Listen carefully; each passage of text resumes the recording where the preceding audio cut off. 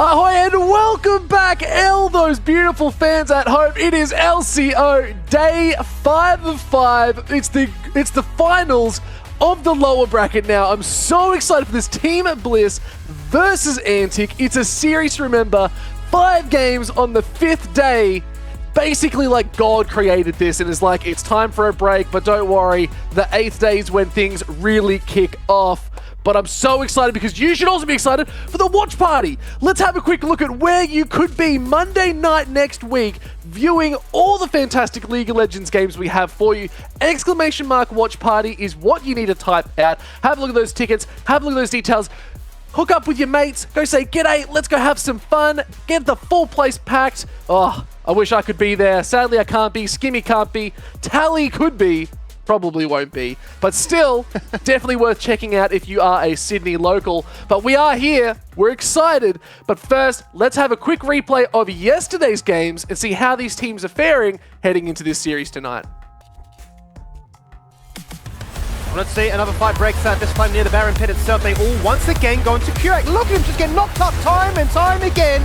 He will initially survive it all and might actually still live. They just can't find him. There's something about Curate. He's just a little bit too clean with it. Debonair Brand. Debonair Aphelios? Debonair Draven? Debonair Draven. He's got a sword. It's Aphelios. you got it. It's a reveal. I still don't know. It's An advanced run for Kurek, who jumps away to safety. Out goes the Ash Arrow, 2 kills so far on Limus, so he wants to make sure that he can do a fair bit of damage in this one, but double summons burnt by him, since he's engaged away. Explosive shot is huge, but Shern finds Curse of the Sad Mummy is massive! It stuns everybody, but he can't find any kills. He will die, but Limus is space gliding through the river into the mid lane. Fido playing cleanup. I got a call from Sherfire, he's calling me, I'm like, Shern, what's up? And he tells me, Fido, I just want you to know, we're gonna lose every game of PCS, because we're playing badly, it's not good enough. And Shern, we have a game tomorrow, he's supposed to tell me, you know, positive motivational stuff. Nobody wanting to step up. Harry, please don't face check like that, he dies. And Limus gets his 6th of the game. Alador not long for the world, he'll go on through. Box in the head is Shernify, taking down Violet. And this is that final nail in the coffin. 28 minutes, it's a perfect ace. And it's a perfect season for Ground Zero. You said divine intervention though, Skimmy. Dude, he's God. Like, he's the divine. No jackets today, no Fido's beautiful smile. We might get a dance out of Destiny though. Who knows? We will request it of him. But let's have a quick look at the bracket as it's been throughout this whole playoffs series here, Skimmy, and it's looking pretty good. Upper bracket finals was Ground Zero versus Team Bliss yesterday, and that was just an absolute shellacking with Ground Zero going 3-0, forcing Bliss down into the lower bracket finals, now up against Antic, who's had quite a successful run with 2 O's all the way up until now. It could be the redemption arc, Tally. It absolutely could, and it kind of feels surreal to be here, right? You know, we're talking about at the beginning of the week, how many games we had ahead of us, and now that we're finally getting towards the end of our playoffs, you know, it's nice to see the progression we've seen from, you know, Antic throughout the lower bracket, but also, you know, to Ground Zero and how they also are playing so well. But I think that Bliss have been that team who has gone up and down, and we're going to see what they're going to look like today because, you know, looking at this graphic, I'm sick of seeing zeros, right? I want to see other numbers. Just a couple more. Me too.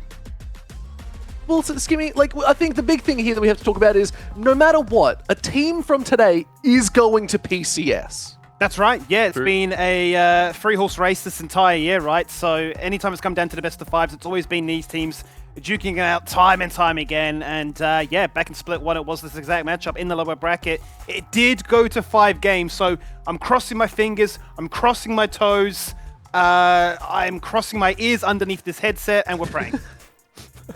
I don't know how to do that. That's all right. There, let's have a look at today's match because this is the big one. I think this is one that we've all been quite excited for, and we didn't think it was going to be this one in particular, but we got here. Bliss down below me right there, up against Antic below Tally. Tally, do you want to do that for me? Just point down at them. There you go. That's the one. They're looking pretty good. Let's break down how this is going to look as well and what these teams are sort of going to be playing into. But do you guys have any thoughts on this series that we could have tonight, Tally?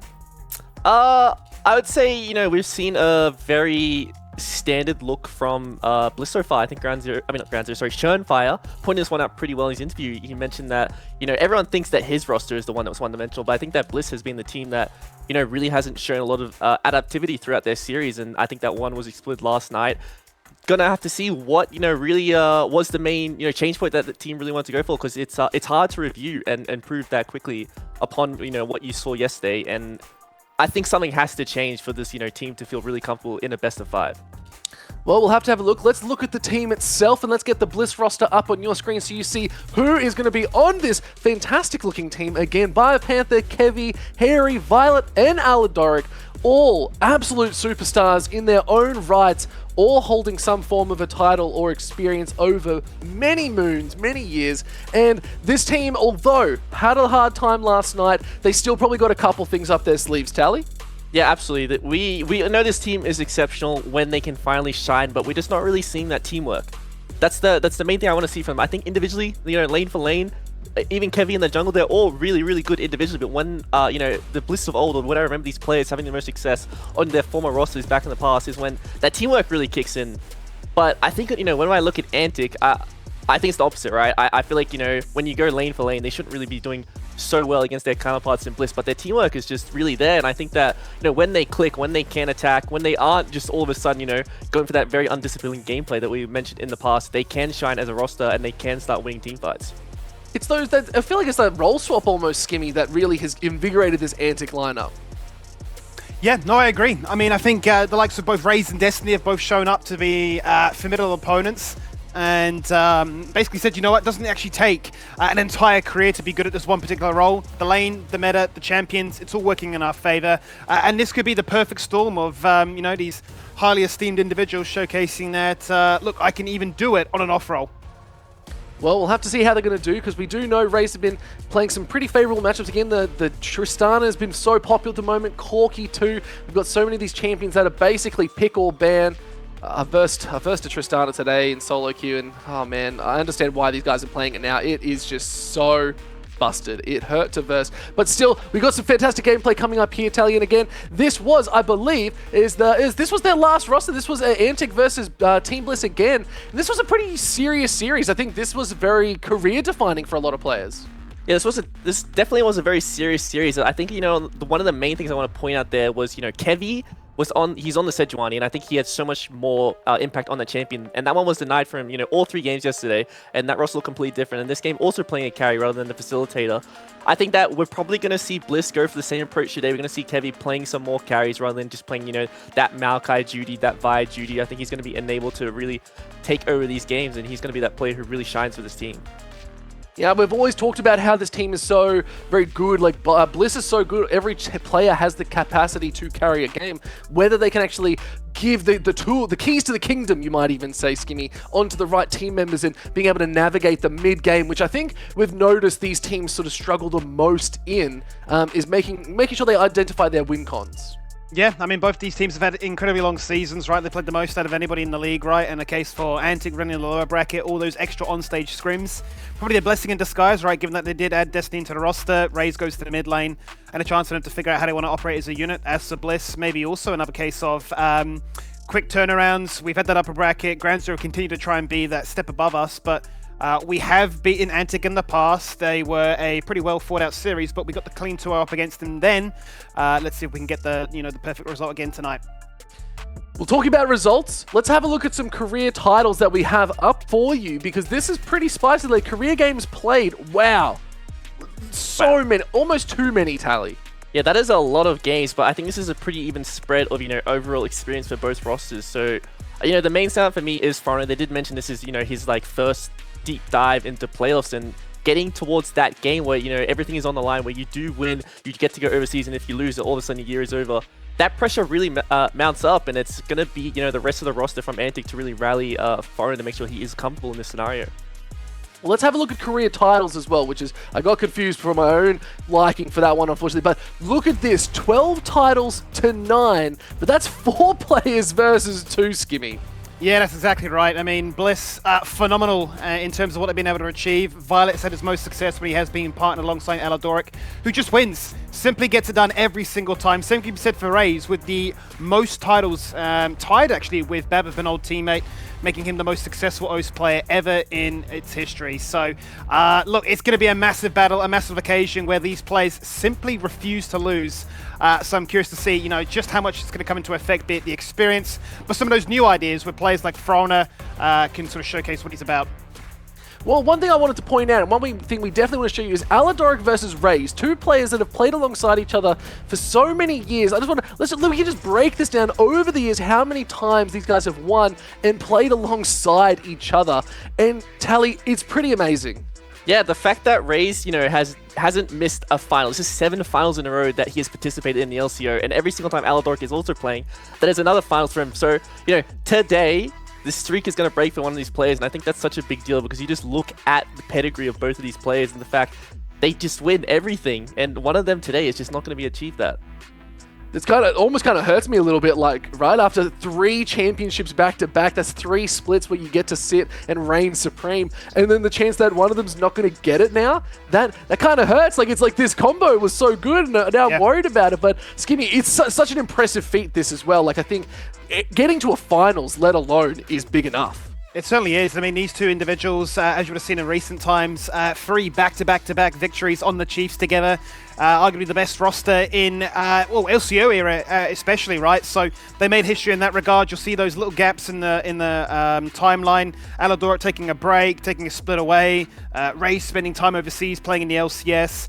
But yeah, as we mentioned, these guys always win. So now that they're going to be, up against one another, it's going to be really interesting to see if that gives them just a little bit extra fuel to burn that fire. That's what we want to see tonight. That's exactly why we're here. It's why we're watching these games. But let's have a look at both these teams in the bigger scheme of things and break up the statistics even more. And this is one of my favorite graphics, Tally, because it tells you oh so much. Yeah, I think while we can look at all these stats, I think they're going to be quite skewed from what we've seen in recent performances. You know, Bliss got blown out of the water by Ground Zero yesterday, right? So a lot of their stats are going to look bad, whereas, you know, Antic have been running the lower bracket and playing against the weaker team. So while they do look very strong right now, I think it's hard to take away from these stats. I think the most important thing to zone in on is the bans, and the fact those 2 champions I mentioned for Bliss, the Rumble and Sejuani, are constantly banned from this team, and I think that we don't really see Kevy or Harry wanting to play the AP champion when the Orianna doesn't have a good matchup specifically for Harry. But if Bio isn't getting that Rumble on the top side, you know, if that Mordekaiser is banned away in the 4 or 5, we constantly see them having these very one style comps of just, you know, very AD heavy, some of that mixed damage, but it's kind of biting them in the ass a bit. And I think that when we look at Antic, the only real stick out for me is that Ivan, and I think that is still going to be continued to ban away because there's no other real champion that you have to worry about for this Antic roster. It's basically a free ban going for Antic, but let's go back up into the top lane and have a look at these 2 titans who love to sit on the island, which is Biopanther and Zoranus. And again, Skimmy, the stats team a little bit skewed, but they're both playing very unique champions. Well, they certainly are. I mean, Biopimp has stuck to his guns and stuck to a very content champion pool, be it the bruises and a little bit of AP when called upon, whereas you can see for Zoranus, a much more mixed affair. Very comfortable to pick up the reins of split pushing duties, look to try and be that mega engage, be it on the Gnar, and in recent games also you've seen him play that Twisted Fate too, right? So not going to be too upset if a blind Cassante comes out tonight. I would imagine it's a champion that's going to be left to the wayside a fair bit. But solo kills also, I think Zoranus has been really stepping up his game in the splits and years gone by. You'd say that these two have a very similar champion pool, almost like the mad scientist-esque kind of title. They'll play literally anything, not afraid to go carry, not afraid to be a tank, and certainly not afraid to get their hands dirty. Look, well, we love to talk about Zoranus, but there's one other person on this graphic that I want to talk with, and it is Bio Panthinger joining us on the desk. And we just mentioned, Bio, that Zoranus has been favoring a lot of solo kills here. Are we going to flip that script tonight? How many are we thinking for you up top? I hopefully do a good performance, but maybe like 2 or 3. But it just depends on the game, really. I think it will be like a good long series, so I just want to make sure my condition's good, and I think just have fun. Yeah, nice. I feel like a big part of your identity is like you've said it before, that you love to sort of facilitate for your team and really give as much as you can to get them the winning lead. Have you guys been experimenting with you taking a little bit of the lead too? Because you have that carry dog and fat fight in you. I do think I have been playing a lot more champions like Jax and Kennen and playing more of the carries. I just think it's more about just getting on the same page with our team, because I think we're a bunch of cookers and we kind of just want to do so many different stuff. So if we're on the same page, I do think we can just like do it, like have a good performance today. Yeah, nice. All right. Well, I'm keen to see you guys cook up a little bit. I'll be over here with a nice plate and a bit of cutlery ready to go. We'll have to wait and see, Thank Skimmy. you. As we certainly will. Big Bio Daddy, my friend. I'm so excited to see you boys back in action again tonight. Obviously, last night was a bit of a humbling experience. Of but in course. terms of the experience for sort of your team as a whole, right? The most established, esteemed top laner now, probably ever to play the game, I would say. Not to put the extra pressure on you, but is that even more of a driving factor that, like, you know, this is that Chiefs reunion and, you know, I've chosen the better half of the roster to join? I just think yesterday, I think the energy level was pretty low. So right now, I just want to bring like our A game and show like our actual performances in scrims onto stage. And I think that's like our biggest issue in general, is just like the translation between our practice to stage. So I just want everyone to have like the hope and like the understanding that we can just like do really well in the series and just play our game. So.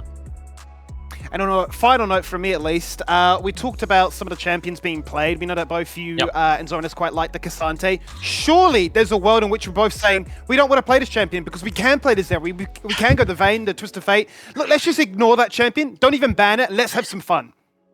I hope so. Like I hope so. Like last time, like our series last time in the best of 3, they banned it. So like I hope they ban it again. But if not, then unfortunately that champ will be locked in. So.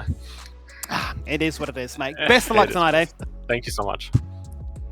And you know, Bai, I love speaking to you because you're a very honest person, and I love getting the the feedback is very nice. So I guess I want to talk about what happened yesterday, because it's a very quick turnaround, right? You play that best of 5 into another best of 5 next day, and I want to know, after that, coming out of that series, did you guys like get that light bulb moment where you're like, oh yeah, this makes sense. This is why we struggled so much in that series, or was it more like you're kind of caught out of the blue, as you did say, that was that lack of energy? It just reminds me of like 2023 Chiefs versus Bliss when we went 0-3 and then we dropped to the lower bracket. It's like the same writing yet again. Like I feel like that upper bracket is just cursed. Like I'm gonna keep it a buck. That thing is cursed. So like I think it's just like a run back, and we just have to like play to our guns and just play our game. I think we kind of went into like GZ's game, and like I just want the energy of our team, just keep the morale high and like just play our game, and we'll be fine. Awesome. I wish you the best of luck tonight. Thank you so much. Mate, I've got one last question for you. And Skimmy sort of touched the note on it, and I was like, okay, so you said the Zeri top. Tally's been asking for a while, but when are we going to get the 580 carries? Now, if we've got a Zeri top, what is the potential of 680 carries with the 280 carries in the top lane, 2 in the mid, 2 down bot? Is this been seen anywhere, do you think? Or am I freaking out? That's only like if they blind Zeri top and I pick Vayne. I think that's like... then the possibility is like there, but if not, then yeah, I hope so. That'll be fun actually, but I don't think it's I like want plays Dr. to Mundo, either. so I think that is so, true. but I could do catch think that. the champ is really strong. We I may do have think the lost you a champ is little really bit. strong. I was so excited to hear that. That's okay. But mate, look, Zeri top, if it's there, we might see a Vayne. 6 is what we're going to be looking at, dude. Thank you so much. If we can't say goodbye, I'm just going to wave to you and just hope for the best. Look after yourself See you and good later. luck Thank you, guys. tonight. See ya. Did you guys lose him too? No, we had him the entire time. Oh, I have 100% lost everyone, so that's on me. Oh. Cut me away. I can't hear anything. I'm okay. not even loves it's me. I feel so bad I couldn't hear him. Can you guys hear me though? We can hear you. This ain't good. I'm nodding. We can hear you. I am nodding. Yes, the show must go on. I can hear. Well, look, Tally, we're doing it live. We are doing it live. This is what happens sometimes on a show, right? Sometimes things just go a little bit pear-shaped. So, I suppose, that is what it is. Look, he's going to be right back very, very shortly. But it's cool. It was cool to hear what Bai had to mention, right? I don't think they're a player or a team, right, that are going to look to try and get too tilted. Like, surely the emotions are going to be there, but that's just mainly from passion, right? Yeah, we didn't. Personally, I wouldn't really expect a team of that caliber and players of that caliber to, be tilted coming out of that series. I think that it's a kiss and a curse, right? Losing really high like that in a 3-0 is like, it doesn't feel too bad because you just realize, oh, okay, we underperformed on that, and we can just come back the next day, which with an obvious fix. If you do lose that 3-2 like 5-hour-long series, that feels really bad because you put in absolutely everything, you put in all that energy, and that one little mistake you made in the series is very hard to review sometimes. So that's why I think it's just much better to lose quickly or win quickly. I suppose my question, having been in multiple best of fives yourself, right? What is something that players look to do? What was it that you actually did, during that turnaround between like a game 1, game 2, to sort of get yourself reestablished? I would say, I think Fido, they hit the nail yesterday. I think that, like, some people like to meditate, some people like to, there's lots of different ways you can refocus, but I think just keep everyone locked in and focused on the game is really important to make sure that, like, if you win that game, your energy levels don't go too high, you don't blow out too much energy, because it is a marathon. Best of fives do take a lot of energy out of you. You do hit that game 5 state, and we have seen, some teams just, the entire series looks pretty even, right? Then you hit game 5 and just one side just gets destroyed because they have no energy left. They just committed way too much for the rest of the series. So it's really important to pace yourself, and it's really important to just, keep the troops rallied.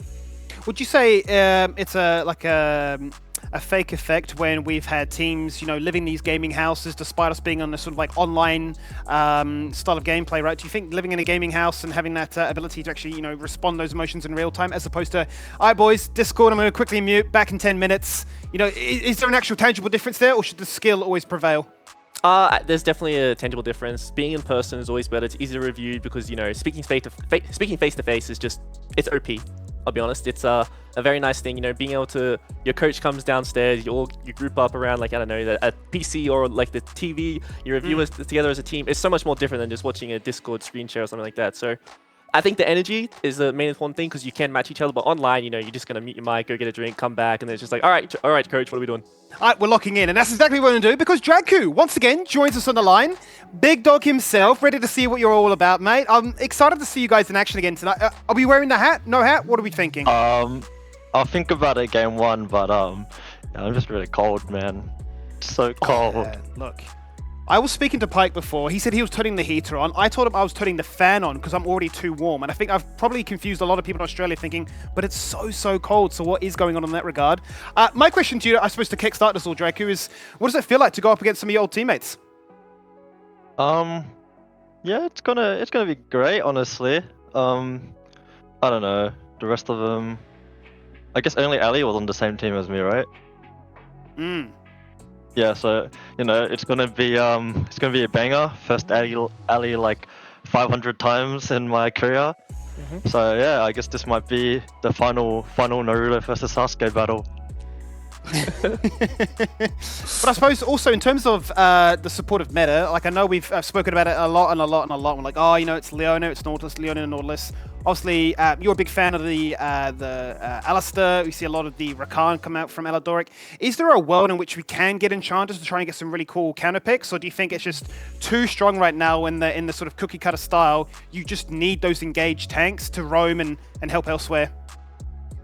Honestly, I think especially with the AP junglers right now, the meta is definitely like engagey support. Like me and Ali, we actually prefer engage anyways. So and also that's like our main like role on both of our teams, in my opinion at least. So Sure. I think today it's gonna be a lot of engaging from both sides. Probably just gonna like handshake engaging champs. So yeah, I don't think me and Ali like enchanters at all. Maybe he'll pull out the Nami. I can see that. They did play, like they do like Lucian Nami. But besides that, I think it's gonna be, like two meatheads headbutting each other.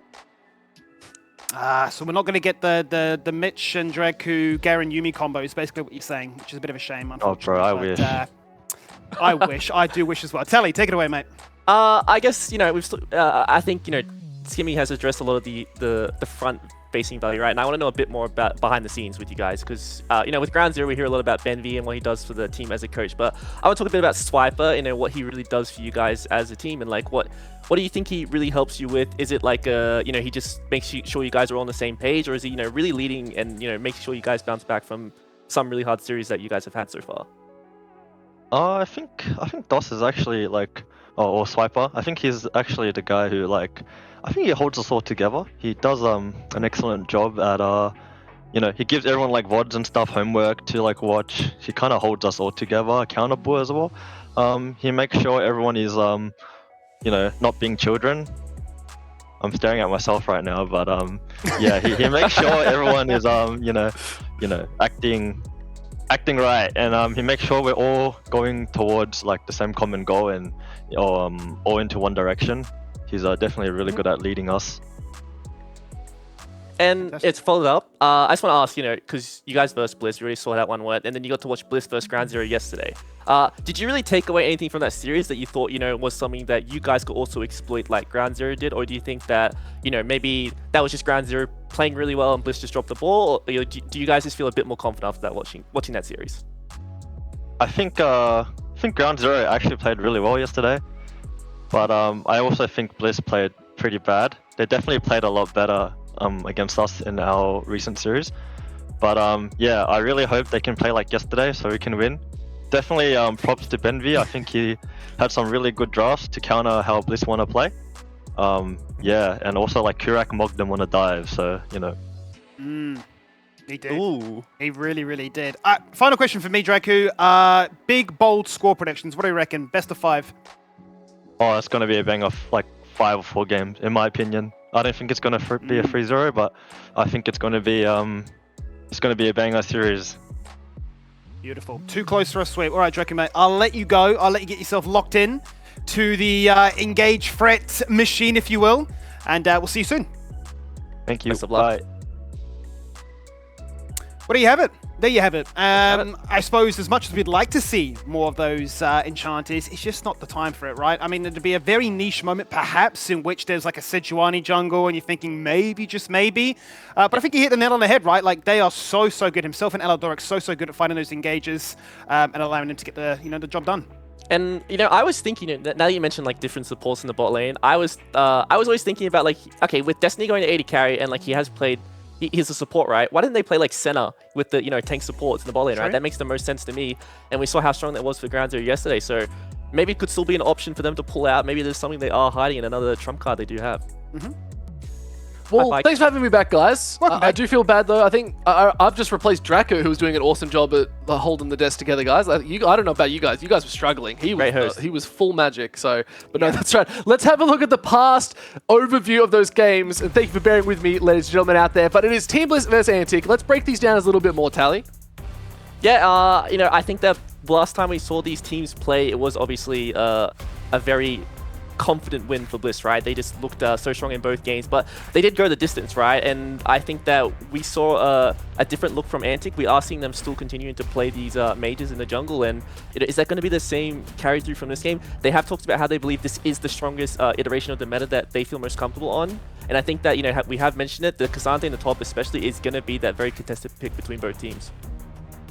Yeah, no, I totally agree. I think there's a lot to break down here as well, Skimmy, but I don't know, is there any favorable choice here you'd like to pick? Do you think there's one champion overall that you'd love to see? Not particularly a champion. I think it's more of a play style. I think in the mid lane in particular, I would say the Raze could certainly struggle if Harry gets a chance to showcase his true champion pool, right? AD carry for AD carry, it's going to be an even stake, but I think if we start to look at, melee champions, be it the Yone, start to bring some of those mages into the mix as well, I think that's when Harry can certainly showcase. Look, we've both been to the LCS, we're both incredibly good at what we do, but I am the mid lane main, and I had the bigger, champion pool to showcase that, that should be the winning factor for us. Well, there are 2 sides to each lane, which means there is a side select ready to view. So let's have a look at where these teams decided to go, and it is Bliss picking blue side. It makes so much sense. But talking about sides, I'm going to force your hand, all of you Twitch viewers out there. You need to pick, you need to choose right now, because give your Twitch channel points in. You just say, who's going to win this first game? Who's going to take it all the way? I want you to put it in, and I want someone to tweet at me and just say, I put this many in. I'll be like, yeah, cool beans. And that's going to be my exact response. But let's look at our predictions here, Tally, and see where we're thinking this is going to be looking like and what we think tonight's series is going to be as well. And look at that. It's... Oh! Tally! Wow. Mate! Wow. What is... What? Wow, Tally, 3-0. what is going on? Guys, okay, this entire week, I've been betting with my head, right? And it's just letting me down over and over again, just hasn't been doing the job. So tonight, I'm going with my heart, all right? I got to go with that, boys, and I got to carry that Australian spirit of supporting the underdogs. And that's Antic tonight. Look, I like that. I can back that. But look, me and Skimmy, we've gone for a very similar result, the 3-2 to Bliss. We just think that the experience might be the one that overcomes all. But again, there's so much experience on Antic's side as well. I was sort of a little bit torn, but I think I put a lot on Harry. I think as a mid laner, Tally, you can understand that. Actually, we've gone completely opposites. You're just saying, nah, Raze is the GOAT. I'm saying Harry's the GOAT. We'll have to see how that's going to look. But Skimmy, any reason behind your pick tonight? Yeah, a lot of me is just, bang down the middle because I think these two teams are so evenly matched. I've given a slight edge to Biopanther just based on the amount of accolades he's had, but Zoranus has been in fire form recently. I think for Kevy as well, whilst him and Foreigner definitely have a bit of a champion overlap in the Viego to Sejuani in the 80s. I think that was something that was missing from Kevy's game in the past when he went back from CLG Academy. He brought that into the arsenal. It's not just a case of like, give me Diana, give me Evelyn, let me win the game.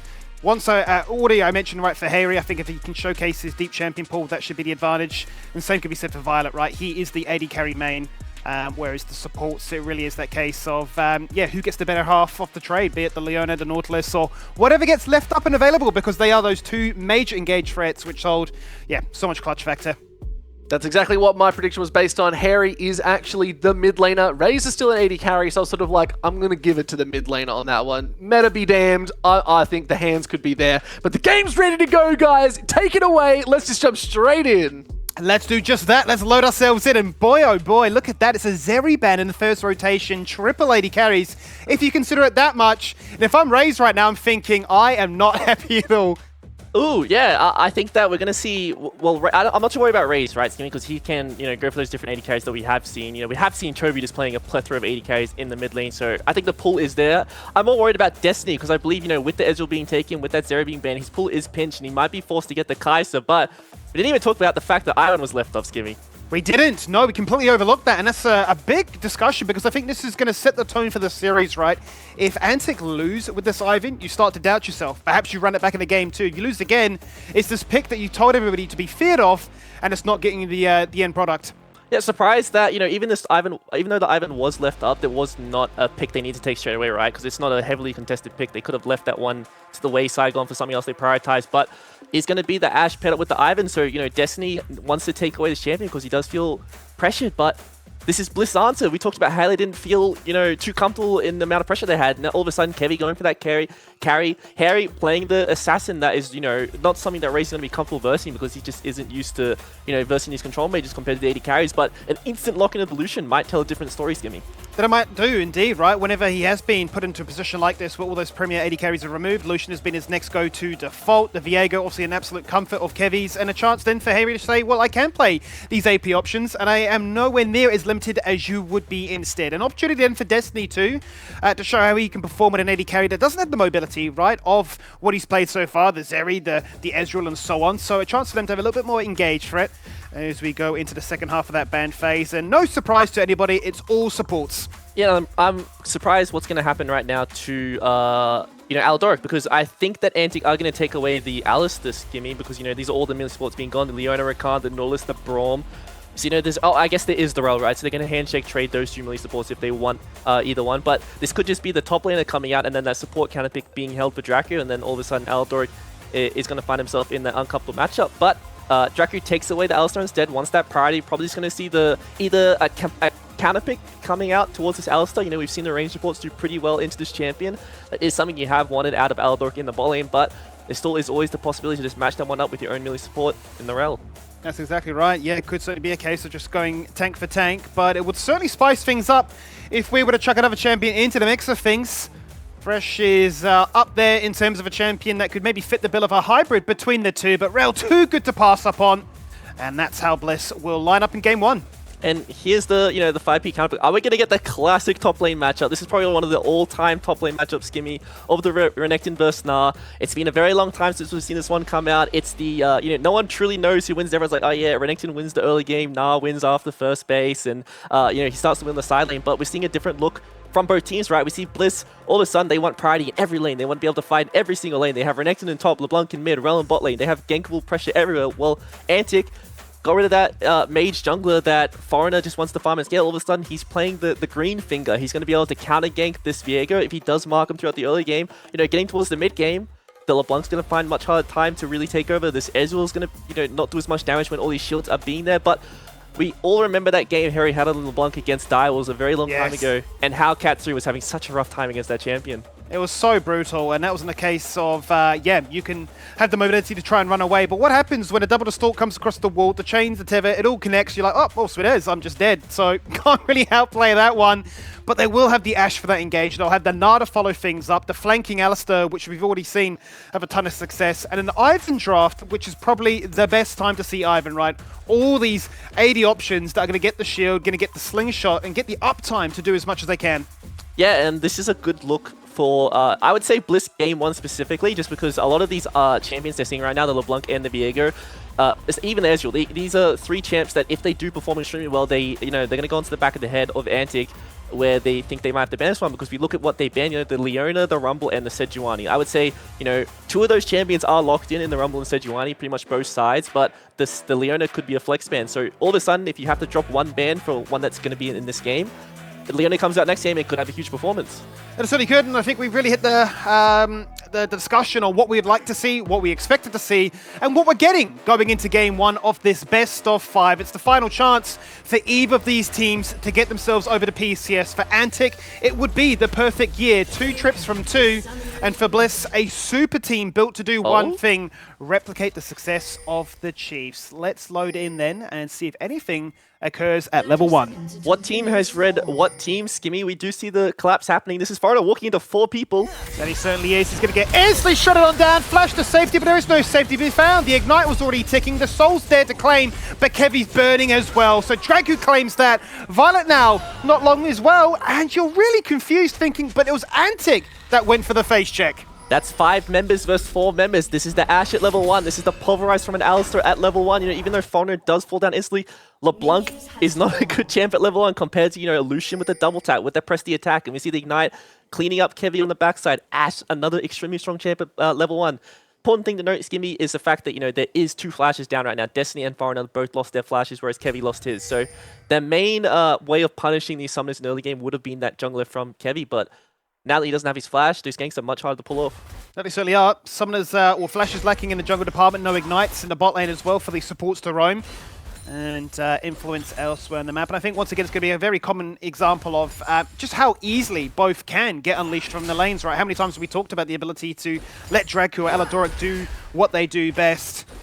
And still with those flashes up and available, the playmaking is always there. But I think we're going to really be locked into this mid lane matchup. The fact that Harry wanted to go for the AP option and wants to really try and predict and punish what Ray's answer will be.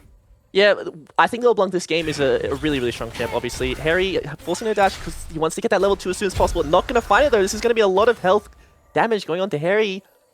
Very, very hard matchup to pull off in the early game if you do not get that priority, especially you do miss that first distortion. That's a lot of your trading power gone. So, touch more on how the dynamic of LeBlanc will work this game. There's only one true, CC that you have to worry about, and it's going to be the Alistar combo, which is quite easy to outplay. You can always dodge the Ashe arrow, and, Ivan's Q is pretty slow. So Harry's going to feel comfortable this game to go forward, and you look at the enemy team, if Nara's not in Mega, he's also a target for you. So you do not need to win this lane as LeBlanc, you just need to scale and get towards that mid game where you're really going to shine. But if they do find a kill onto Raze, if Foreigner isn't there to mark the counter game for Kevy, he can absolutely take over this game in the early game as well.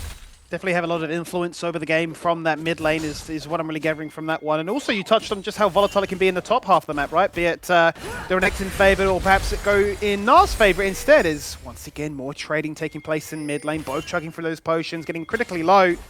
And I am curious just how much that impacts then the junglers to say, well, do we need to overforce our hand? Is it almost too anticipated because both are collapsing?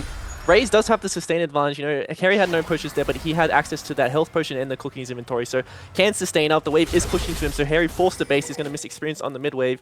And the fact that Foreigner is there with that extra clear speed, we all know how fast Ivan can clear the jungle. He's one of the fastest clear speeds on the current patch, so gets to mid first and can, help his mid lane and make sure that Harry has to base. And if Raze is able to maintain this mid wave just in front of his tower, where the point is that LeBlanc can no longer set up ganks, it is so hard to snowball this mid jungle for the Bliss side. That certainly is another fantastic achievement there for Biopan. This will be his 400th career game. Let's see if this actually nets him then a win. Ooh. That'd be a fantastic way to kick off that milestone, wouldn't it? Get yourself a fantastic start in the season, in the series rather, and make sure that you find retribution for what happened to you last night. Gank potentially taking place topside with the assistance of Kevy, who's seemingly just going to recall a base, nothing to occur of it. Whereas a lot of heavy trading in the bot lane. You're just waiting for both sides to say, do we want to be aggressive? Do we want to play passive? Do we just want to wait for those summoners we burnt at level 1 to come right back? Yeah, a lot of aggressive trading, but there isn't much game pressure, right? They recognize that Kevy isn't here as they saw him on the top side of the map. And at the same time, Aldoric going forward, forced to play the flash gimme. He certainly is, forced to hit the tether and try and run away. He's getting critically low. One more auto attack or two, and Foreigner picks it up. Auto attack arrow was in mid-animation there from Destiny. He'll be upset he didn't get his second kill of the game, but either way, it's the Ivan off to a fantastic start. And I think Ivan getting fed is such a good champion to have on your team who's strong. Raze has to respect this, pressure coming out of Harry because he does not have anyone on his team. The chain does land, that will be him blowing the flash, and that repeat gank can come forward. So nice to see that he is playing his range and waiting for his team to come. But probably going to see Dracu also path mid from base here, and as long as he's sitting inside this wave, it's still a hard setup for Harry. It certainly should be, as he's going to go in for the relentless pursuit, get all those double tap procs, but the chains are there, so instant flashes away. But Kevy's there to follow, and Aldoric takes down his old teammate in Raze, and the 3-man collapse, it's just too quick. Just a sideways dash there, that's one of the mistakes. He wants to trade or return the damage coming onto him, but there's just too much pressure right now on the map for him to be able to play like that. So a bit of disrespect there, but doesn't lose too much in this initial setup. Only going to be a couple of meters, walk back to lane and catch that cannon wave. And he certainly, you can see here, the coaching staff of Grand Zero got styled. Believing this will go to 4 games as well, with Team Bliss coming out with the win in the end, 3-1. Believing that, yeah, despite them underperforming yesterday, stylistically, they've had a pretty fair showing up against Antic. And I think that's a fair representation, right? Obviously, you're quite keen to see the Antic boys come out with a clean sweep 3-0, but this is an incredibly close series. Yeah, and Bio mentioned it in his interview, the fact that they want to have the same performance from scrims on stage, and I have also heard, on the grapevine that this team of Bliss is very dominant in scrims, so curious to why they can't translate those results to stage and what is really the, the main component for them, and is it the fact that they cannot get on the same page and their teamwork is just, not there compared to the other teams?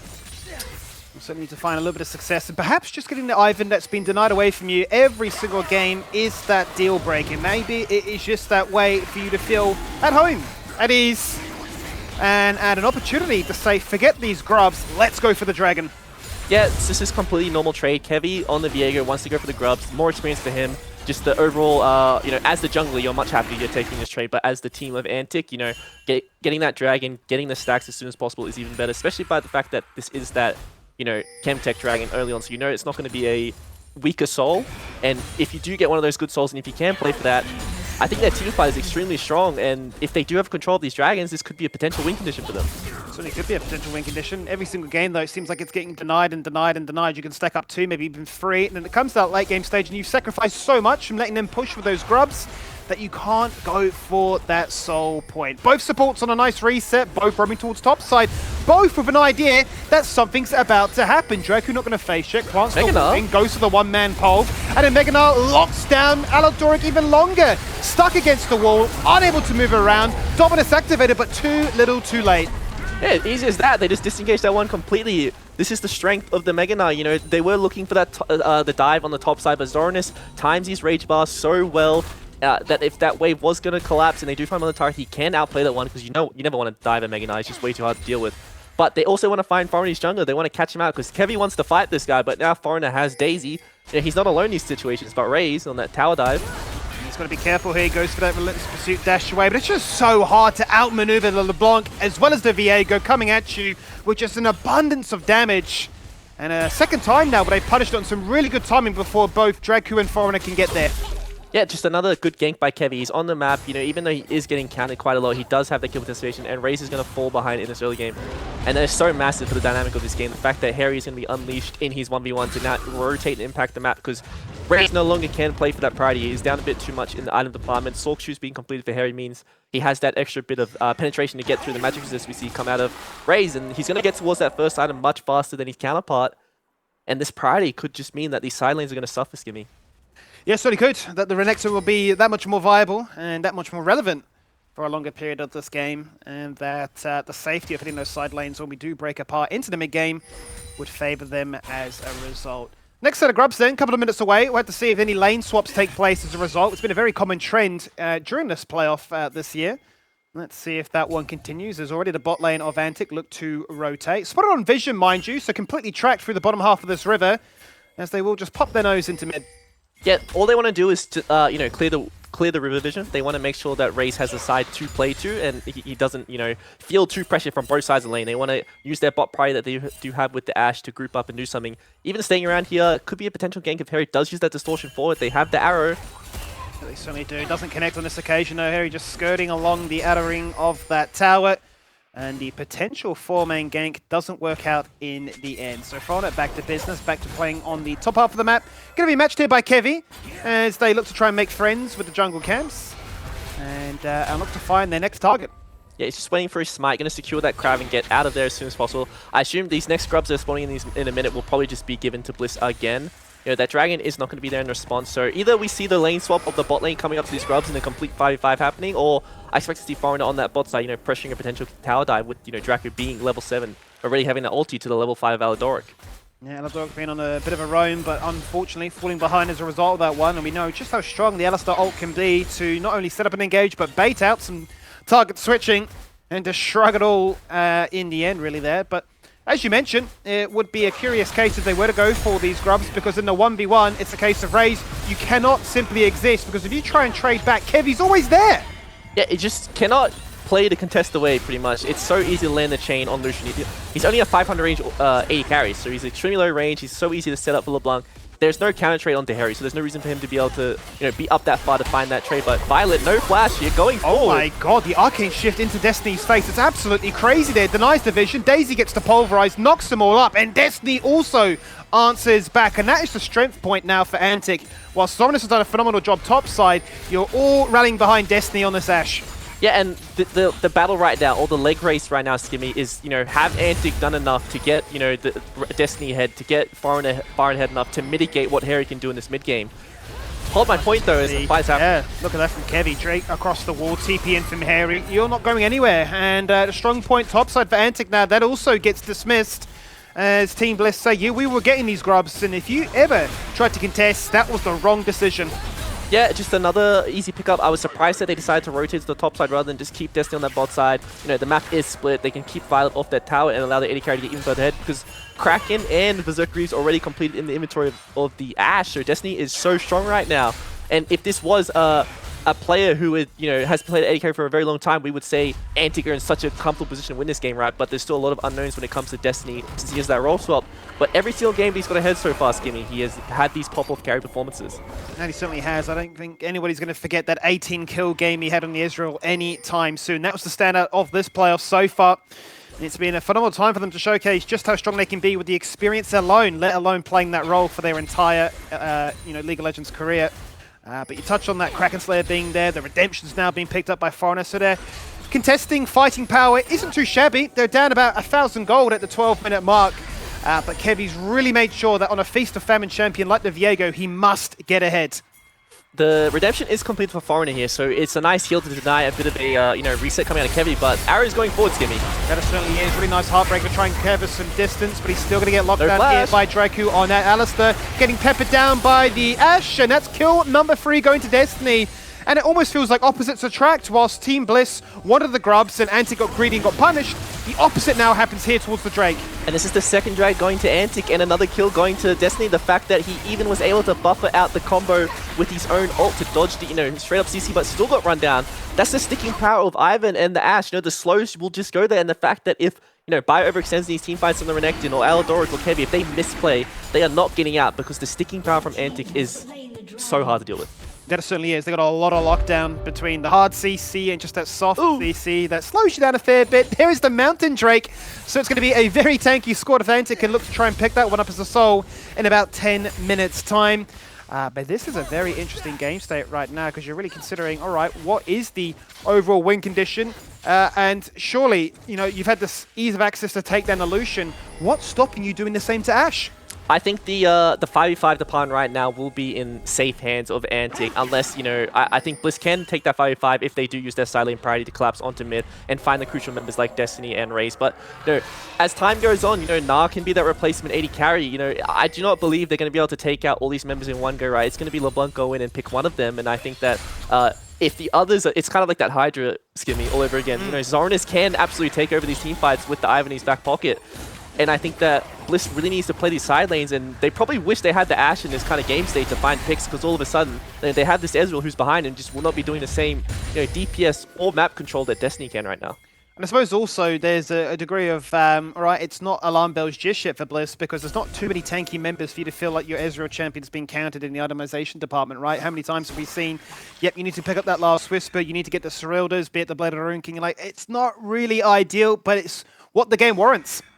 And this is a strange lane setup that we see from Antic. They have, Raze down in the bot side instead of Zoranus on the Gnar, who could probably get the priority in the 1v1. They're just leaving him down there so he can get some farm. Zoranus can't get the priority into LeBlanc either, so all of a sudden, even though they are matching lanes right now... Oh, no, sorry, I reckon Raze has TP and Zoranus doesn't, so this is what they're doing with the lane advantage, right? They want to contest this Rift Herald while getting the farm, so expect to see a TP come out, but...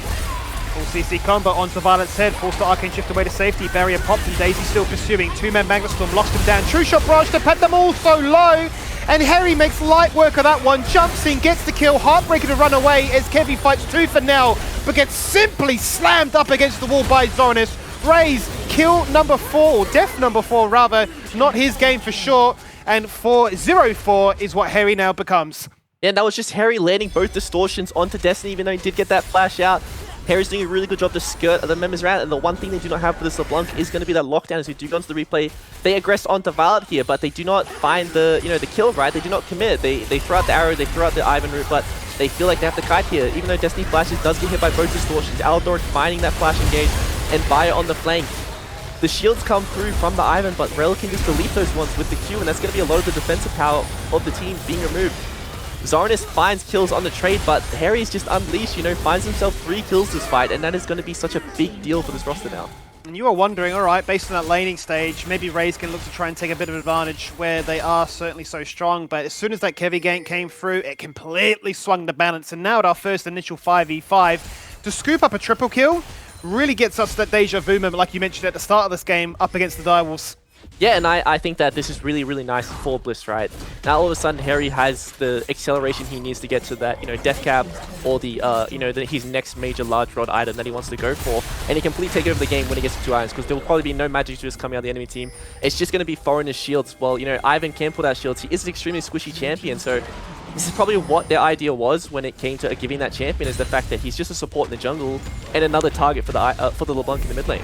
Absolutely, yeah. It's a case of, well, who's your true AP threat? Because you're not going to have anything to match us of that LeBlanc. So it's just hanging out in Mega, just chilling in the bush, waiting for Shelly to crash up against the tower of all 6 grubs, active to spawn an entire legion of those mites and take down a ton of damage, as Harry has to respond in the bot lane to the potential passive push of Antic. But 17 minutes in, once again, a clear example of 2 teams playing for different objectives, but it is Team Bliss ahead with 2K. Yeah, and we still don't see Raze with a completed item yet, so he's still trying to find his Kraken Slayer. The damage is just not there for him, even though the gold lead isn't that significant right now for the side of Bliss. The mid lane department is a scary one. It is really, really far behind. Not a comfortable spot, not a familiar spot by any stretch of the imagination for Raze, behind that of a supportive jungler.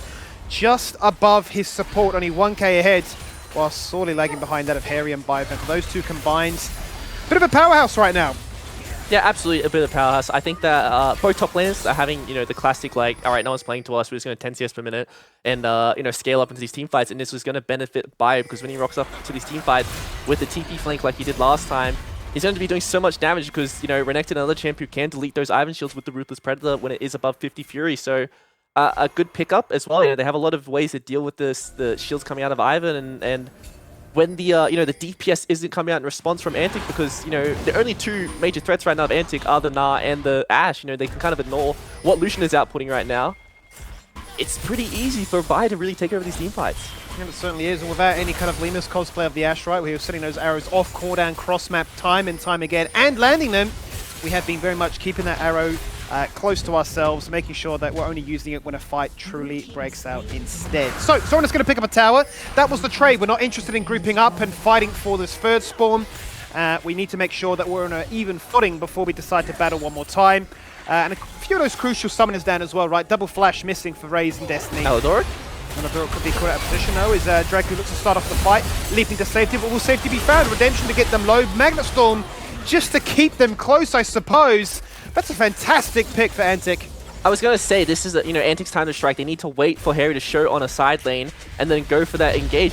Raze did find that the wave of priority, right? He got that one when the enemy was getting dragon. So Harry goes back forward, answers the wave. Raze groups up on mid lane, and then they have that arrow. They have that go button. But Aladoric, with the, the disrespect there, walks under, the enemy's vision before, his major threat in the LeBlanc is able to get there, and he's a sitting duck.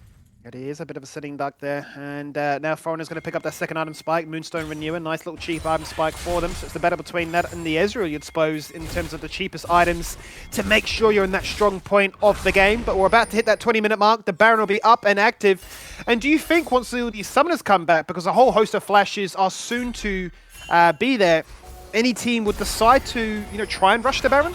I think if we see a pick happen, especially if the map is split right now, we do see that arrow land from Antic onto a crucial members like the LeBlanc or the Ezreal. If they do get that pick, they can absolutely go to Baron because, Ivan mitigates all that damage you take, so it's easy to start that one. They do have the DPS with the double Kraken Slayers, and they can, turn again off that Baron without losing too much health because just look at how big these shields are right now, Stimmy. Yeah, they're pretty meaty, that is for sure, and the ability to hide in those bushes as well. Toggle in, toggle out. A little bit of extra damage there as well. Certainly feels quite nice. But even nicer than all of that is the fact that Harry's already completed that second item. He's going to be doing a whole bunch of one-shotting now. Ooh, that is a very, very strong LeBlanc. So he's at the point where he can pretty much, if he lands these spells, people will die. But we do see these members from Antic using Fog Wall really well. They're using the bushes from Ivan to play as safe as possible. They have so much vision control set up, so wherever Harry goes, he will be on vision. Now, Raze feels very comfortable to push out that bot wave, catch that farm. Might give a bit of respect to Biopanther, because if Bio does find him out, that could be a potential, rundown for himself as he is pinging on the way on that bot wave. He certainly is pinging on the way. He's got the 2-item spike, Stride Breaker, and Steric's complete. Lots of lockdown, lots of damage, and a whole host of mitigation to boot as well. So as soon as he shows up, Ray says, nah, not interested anymore. But they do have the double TP luxury available for them to regroup with the rest of their team as mid lane still becomes that focus. Yeah, Aladoric does have that flash now, so this is the time for Bliss to attack the map again. They're going to group up as 4, walk in, get vision, and whenever they recognize that that member's advantage, or that Aladoric can lock down someone in front of Harry, he will absolutely go for that flash engage, and they will find these kills if the lockdown is there. But just a lot of respect right now. It's very hard to deal with the fact that they do not know where everyone is, and they have to deal with these sideways. They don't want to drop waves and all walk into enemy jungle when these waves are in neutral states, because if they mess up their timing, all of a sudden they just dropped all their tempo, and with these objectives coming up in 2 minutes, the Baron already being up, not having control could be a very disastrous moment. And I think that's something that we've seen Ground Zero show better than anybody else in the league this season, right? Is the ability to always have those waves pushed out in their favor to make these plays like we see right now. In jumps Drake, who's going to be nullified. Out goes the ultimate, cancelled there by a lot of the engage, and Aladoric showed in response. And out comes Daisy, just hanging out in the mid lane as well. Destiny was the focus. Forced to burn the barrier and forced to go back home. Yeah, and that was just Harry biding his time. He waited for the combo to come out, and then, I think a mistake from Destiny using that arrow to follow that one up, because the moment that one was on cooldown, now all of a sudden Harry jumps forward and lands his, double sigil into chain combo, and Destiny, without that barrier, would have been a very dead man, but did have that one in his pocket, and it saved his life. So I think they need a CC to mark Harry. They need to make sure that if he is distortioning forward, he cops something to the face, because if not, he's going to be one-showing these members. Yeah, and it's no luxury like we've seen in other games, right, where, especially into the Jovi matchup, he was countered by the Nautilus, countered by the Maokai. There is no ease of access in the same discussion this time around. All those skill shots and a lot of high execution. Yeah, that's why I was surprised to see Antic, ban away the Nautilus themselves. They really didn't want to give that one over, but I also think it was the best support pick for Dracu in this scenario, especially against a champ like an Ezreal, like a LeBlanc, even a Viego. You have a lot of buffers, you have a lot of ways to get over walls, but you can't outplay Nautilus. It will follow you to the end of time, and it will get you. But just a lot of poke coming out of Harry here. Happy to take that ulti the combo to the face. It does so much damage in return, Jimmy. Even on a tank, even through an Ivan shield, it is simply unbearable. Ultimate's down, and I'm sure Dracu thinks, yep, pretty terrified of face checking. If I don't have that one up and available.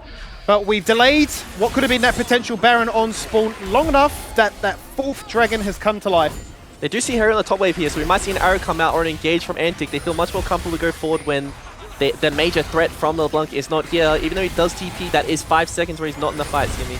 Heals away from that lane and top side nice and early on. Looking to try and make sure that they can find an engage for it instead. Kevy once again tries to go for the buffer, but gets followed, tracked and locked in place by Zoranus and Dracu combined. They finally get the kill, and only now does Harry rock up to the fight. But it's going to be a 5v4, and it's a fantastic display of confidence from Antic. Yeah, that's exactly what they need to do. They need to wait for their windows and attack the enemy team. They drop the bot wave, right? They're prioritizing grouping over getting that side wave, even though Bliss are getting more waves pushed in. Harry going to the top wave is probably a big mistake with that Dragon spawning. He needs to be there on the team, and another good mark by Dracu denies that kill threat onto Raze here. Double pulverized, Dracu making sure that this, LeBlanc does not get away. Destiny's going to get picked apart by Biopanther, but thankfully Raze gets his revenge. Finally takes down Harry and gets a massive shutdown to boot as well. Zornis is still mega. Frono in his back pocket looking to support him as he goes in for the 1v1 into the Bruiser matchup. But they will just simply look to walk away. Aladoric wrapping around to make sure that there's an extra deterrent if Dracu does Hex Slash across the wall, which he does. And with the blast code, it's like Antic are showing no signs of slowing down. Yeah, I see what Zornis wants to do there, right? He wants to space out the stun from Renekton, but just doesn't apply the Ivan slow. But really good marking by Dracu here. You need an ability to deny this distortion from this LeBlanc, and Harry goes forward, can't land that ult distortion, and all of a sudden he's a sitting duck. No distortion, get out of here, does have the Zonias, but does not have the close back up to finish Raze up here. Only has that Q, and Raze finds that huge shutdown, which is big for him. Even though Destiny does go down, Zornis doesn't find that cleanup kill, but the Gnar is coming online. He's getting some magic resist, and now all of a sudden Harry's inventory, which looks so impressive a couple minutes ago, doesn't look so scary anymore, Skimmy. Doesn't look anywhere near as scary as it did before, as you mentioned quite rightly. Yeah, Zornis is going to be working towards that third item in the Wit's End. All that's going to really help shrug off some of the pain that this LeBlanc can throw their way. And now Raze finds himself at an even point, right? 2 items done. So very happy in that regard. All that gold really would have brought him back into the fold of things compared to where he was before. Just a tad above both support players. So third Dragon in the end then, as a result of that big team fight, goes in favor of Antic. They got a soul point to play for, and a Baron that's going to continue to taunt each team. Yeah, and I think we're going to obviously give the scaling advantage to Antic. I think they have the DPS and ease of execution when it comes to their comp, but Bliss have that, clutch factor. It's a LeBlanc, right? And there's a lot of squishy members of the enemy team, so Harry can potentially find his assassinations. Even as the game goes on, when he does get to those 3-4 items, the amount of AP he has can be a one-shot onto even, the Alistar, because all he has right now is health and not a lot of resistances to his name. Yeah, a lot of raw HP, a lot of ability to try and bait out these objectives and then regen it all back up. But these fights have been pretty quick for the most part, a lot of burst damage up front. But if they do carry on, you would favour the team with the Ivan just to have the support to get those kills. Infinity Edge then, complete here by Destiny, as he will be the first member to get to that third item crest. And yeah, once again, a sort of situation where you do a stock check of the summoners and go, all those flashes are down again, but the barriers could be the difference. Yeah, and I think that this is the turning point for Destiny on the Ashe. He has 2 choices right now. You can either go for the LDR, where he can really deal with Renekton and Viego in this team fight, or you can go for a very tanky response item. You can go for a very heavy magic resist item to really deal with the LeBlanc and Ezreal, or you can go for the Bloodthirster, which is a mix of both. It's just how they want to approach these team fights, because they will out-sustain and they can stick on the enemy. They do not need a lot of damage, right? They just need to survive the engaged threat from the enemy team, and we'll see what kind of player, what kind of AD carry player Destiny is. Is he that one who's the mathematically correct build, or is he going to go for the one where he gets to live and do damage? Well, that's exactly right. How many times have we talked about AD carries that say, I don't need a Bloodthirster, I just need damage, and you say, just live. That's all you need. It might be a little bit easier for Harry to try and do that now. The Seeker's Arm Guard becomes that of the Zonias, so he's going to be topped up to be aggressive one more time. They start off that Baron. Hawkeye reveals it, down to 5,500. Not close enough for anybody to flip it just yet. But Antic slowly make their way into the mid lane, wrap their way into the river, and then see that Bliss disengage, so they'll back away too. Yeah, Antic recognize that this game does not get better as time goes on, Skimmy. It gets harder and harder, especially as Ivan gets more levels, more shields. And, I think when that level 3 ult does come forward, Daisy all of a sudden is a second Alistar, but the arrow. Yeah, the arrow, the pulverize, the full combo dropped into Aladoric, who really is taking 0 damage at all. Okay, and they walk out that one, but Baron is alive. The soul, this Fountain Soul will be spawning in a minute, Skimmy, so if they do maintain this mid priority, doesn't matter that the arrow is down because they have a dragon, but Aladoric. Look at Aladoric in that one there. Flash, pounce, Magnet Storm, lock them down for as long as you can, but he dies, and they get no response. He dies in vain, quite honestly there, Tally, because that's actually Team Bliss that lose the tower, and now Antic feels so comfortable to go to Baron. That's Flash on Ivan and Flash on Lucian also being traded for that engaged from Aladoric. Even if he does die, he does find some trade for that one. I'm still a bit scared for Antic doing this Baron here. Harry could find a potential engage onto the enemy, but it's so hard. Dominus activated, fantastic 2-man pole. Once again, locking down Harry. His impact on this LeBlanc is being tracked so well. And now Baron, it was never an indication that we wanted it. We just want to drag your attention and find another pick. And whilst Raze really suffered in the early game, he's ramped up now. and they're going to drag their attention straight to the Dragon. This is that Mountain Soul for the side of Antic. And if they can, deny this mid wave, that means there's some vision that they can get from the minions pushing down mid. Kevy cannot get into this one. And all of a sudden, this is a Mountain Shield plus the Ivan Shields plus all the resistances, especially onto something like a Na. The Wits End, Magic Resist, and Tenacity to really deal with, the CC coming out of LeBlanc, the Renekton, and the Rel. All of a sudden, I think that Bliss really needs to run at this Baron. They need to start something up, that is for sure. They're going to be very, very reliant then on Eladoric to shred these shields. A Serpent's Fang sounds nice, but at this stage, you can't afford that liberty. You need to make sure that you can try and weather the storm because Antic have so many AD carries, so much empowerment behind it, and the LDL's now been done for Raze. The Ardent Sensor on top of that too, so the supportive capabilities of this Ivan know no bounds. And here we go. They recognize they need to start this Baron, but I think they took too long. All of a sudden, Antic have spent all their gold. Raze on that top wave might be very close to 16. That's the reason why he's up there instead of grouping right now, but this Baron isn't dying fast enough, and all these members from Antic will be here for a 5v5. They certainly are. Draco looking to try and lead the line right now, hoping to see who can go for. Out goes the Astro, it's found Harry, that's the best possible target! Can he go golden? The Zonius is burnt, but as he comes out this one, can he distort away to safety? There's one, there's two, but he's going to get tracked here by Zornis, who tries to hit him in Mega. In jumps Eladoric as an absolute savior to turn their attention elsewhere. That's a massive AoE taunt, and he'll die for Harry's sins, but Antic, yet again, 4v5 go Baron. Just throws out the Magnet Storm to allow his team to escape there, right? Nothing he can really do because if he doesn't go for that one, all of a sudden his carries could be dying. But, there's such a nice arrow from Destiny. What is with these Ashes in Oceania finding the crucial targets over and over again? So arrow lands onto Harry, even though he does have these distortions available. And all of a sudden, as long as he can't distortion forward, Destiny and Raze feel so comfortable dash forward and, 3 irons apiece to each of these carries. They're doing so much damage. Really nicely tracked there by Zornis to try and follow the boomerang. Just not enough in the end. Otherwise, that would have been the perfect case scenario. Well, this game really has flipped on its head, that is for sure. Whilst it felt so good for Bliss in the early stages with that mid-jungle duo proving to be the best in the game, has it maybe materialized as cleanly as they would have hoped for come the later stages? And as you already mentioned, it's almost like Antic said, well, this works for us. You put the game on a timer because we're just scaling and scaling and scaling. And they are absolutely scaled, and I would say they have scaled. Even more magic resistance coming out of this team, and all of a sudden Zornis puts his body on the line, doesn't need shields coming out of Zornis as long as they go to the other members of the team. That's when they will find no kill threat from the enemy team, but Bio sitting on this flank here. No Fury goes forward. Patiently waiting, seeing who can find the full combo. Drop right on Destiny's enemies, lights out, no chance to respond. Barrier shredded, gone in an instant. Culling to answer back, trying to find a trade back in a 1v1 affair, but not to be there. The Baron, at least one buff has been removed. Zornis attending to the mid wave, gonna get pounced upon by that mid jungle druid, spacing as best as he can. Left, right, Sterix takes one! He does take one! He tries to get a second, but that gets shut down by Harry, but not before Draku also takes him down too. What a performance out of Zornis there to buy time for that rotation. He does feel disappointed with Zornis' camera. He thought he had that 1v2, but he still got the job done. And this is what I'm talking about with the fact that Bliss found that member of Destiny, right? But all of a sudden, because they used their cooldowns to kill him, there's no threat onto Raze, and he feels so comfortable to, throw the culling down, and it does so much damage to that team. And in the end, they're going to pick up that inner tower for, all their struggles. And it's become such an interesting discussion now, at least in my mind, right, where you've done the gamble of banning away all these AD carries to try and give Harry the best possible matchup to make Raze uncomfortable, and that worked, you would say, very successfully for the first 15 minutes. You thought the Ivan wasn't that big of a threat, but now they've hit that point where it's like, you've given us too much space, allowed us to hit our win condition, and your stacking of the grubs is being, fairly muted.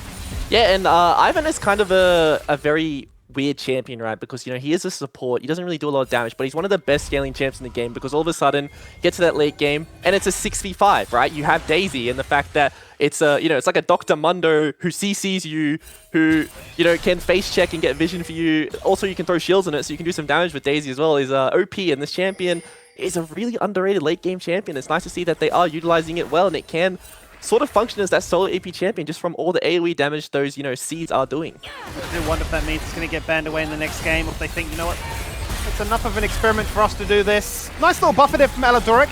They will lose yet another tower in their bot lane, but the Ash Arrow finds nothing on this occasion. Both top laners TP available, hiding out in that top half of the map, whilst the rest of the team with the Baron having now expired, look to continue their siege. Ping-ponging between the waves, mid-wave not attended to. Going to be pushed all the way back.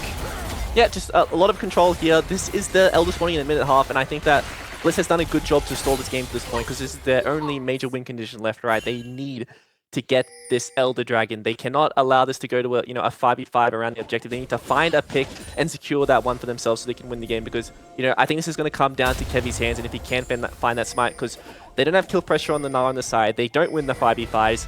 They need that pick, and they need to pick up these objectives that are both spawning really soon.